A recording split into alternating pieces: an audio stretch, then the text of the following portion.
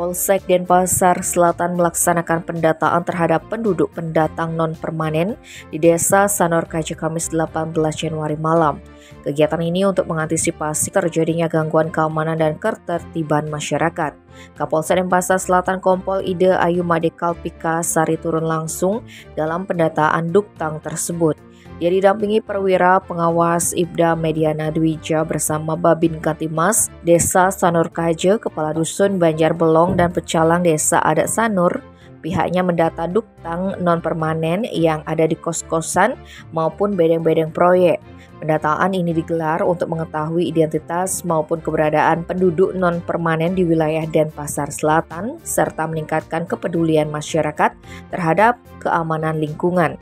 Pihaknya juga menyempatkan memberikan himbauan kepada warga untuk ikut serta menjaga ketertiban dan keamanan. Jangan sampai ikut terlibat dalam kegiatan yang mengganggu ketertiban umum atau menimbulkan gangguan Kamtibnas.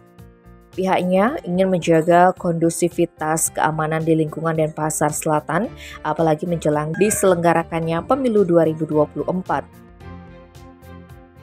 Tim Bali Express melaporkan.